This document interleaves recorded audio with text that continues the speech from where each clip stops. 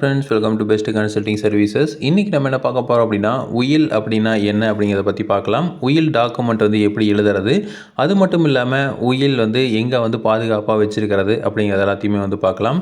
இந்த உயில் அப்படிங்கிறது வில் டாக்குமெண்ட் அப்படின்னு சொல்லுவாங்க. அதாவது ஒருத்தர் சம்பாரித்த பணத்தை அவங்களோட வாரிசுகளுக்கோ இல்லை வந்து வேறு ஏதாவது வந்து ஆசிரமங்களுக்கோ இல்லை வந்து ஏதாவது ஆர்கனைசேஷனுக்கோ வந்து எழுதி கொடுக்கறதுக்கு பேர் தான் வந்து உயில் அப்படின்னு சொல்கிறோம்.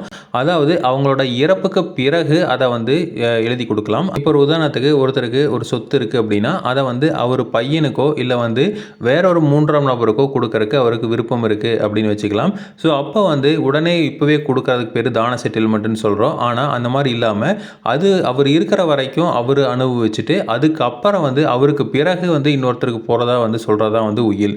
ஸோ இது வந்து பார்த்திங்க அப்படின்னா நம்ம ரிஜிஸ்ட்ரேஷன் ஆஃபீஸில் நம்ம ரிஜிஸ்டர் பண்ணிட்டோம் அப்படின்னா ஆட்டோமேட்டிக்காக நம்ம இறந்ததுக்கு அப்புறம் வந்து அந்த யாருக்கு வந்து போய் சேரணுமோ அவங்களுக்கு தெளிவாக வந்து போய் சேர்ந்துடும்.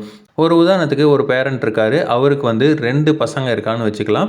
அதில் ஒரு பையன் வந்து இவரை வந்து கண்டுக்கவே இல்லை அப்படிங்கிற மாதிரி வச்சுக்கலாம். ரெண்டாவது பார்த்திங்க அப்படின்னா அந்த பையன் வந்து இவரை வந்து வீட்டிலேருந்து அனுப்பி விட்டுட்டான் அப்படிங்கிற மாதிரி இருந்ததுன்னா இன்னொரு பையன் தான் வந்து இவரை வந்து ஃபுல்லாக பார்த்துக்கிறாங்க, இவங்க அம்மா அப்பா 2 பேர்த்தையும் வந்து ஃபுல்லாக பார்த்துக்கிறாங்க அப்படிங்கிற மாதிரி இருந்ததுன்னா இவரோட சொத்து எல்லாமே வந்து யார் வந்து பார்த்துக்கிறாங்களோ அந்த பையனுக்கு தான் வந்து போய் சேரணும் அப்படின்னு அவங்க விருப்பப்பட்டாங்கன்னா இதை வந்து உயிலாக வந்து எழுதி வச்சிடலாம்.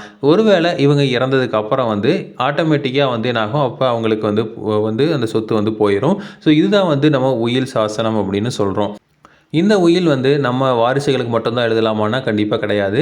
இந்த உயில் பார்த்திங்க அப்படின்னா யாருக்கு வேணாலும் நம்ம வந்து எழுத முடியும். ஒரு ஆசிரமம் இருக்குது அப்படின்னா அந்த ஆசிரமத்துக்கு எழுதி வைக்கலாம், இல்லை கோயிலுக்கு வந்து எழுதி வைக்கலாம், இல்லை வந்து அவரோட ஃப்ரெண்டுக்கோ இல்லை வந்து மூன்றாம் நபருக்கோ வேறு யாருக்கு வேணாலும் என்ன பண்ணலாம் அப்படின்னா இந்த உயில், அதாவது இந்த சொத்து வந்து என்னோட இறப்புக்கு அப்புறம் போய் சேரணும் அப்படின்னு எழுதி வச்சிடலாம்.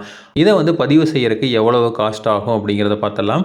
இதை வந்து உயிலை வந்து சார் பதிவாளர் அலுவலகத்தில் தான் வந்து பதிவு செய்யணும். அப்படி செய்யறப்ப பார்த்திங்க அப்படின்னா இதுக்கு நம்ம முத்திரை கட்டணம், அதாவது ஸ்டாம்ப் டியூட்டி நமக்கு வாங்க வேண்டியதே இல்லை.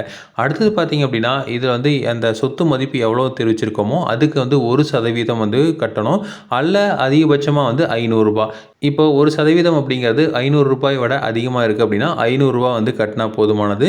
இதை வந்து நம்ம ஈஸியாக வந்து ரெஜிஸ்டர் வந்து பண்ணிடலாம்.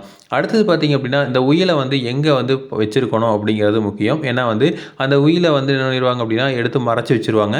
மறைச்சி வச்சுட்டு அதுக்கப்புறம் வந்து சமமாக பிரிக்கணும் அப்படின்ட்டு கோர்ட்டில் கேஸ் போடுவாங்க. இந்த மாதிரிலாம் வந்து பிரச்சனைகள் நடக்கும்.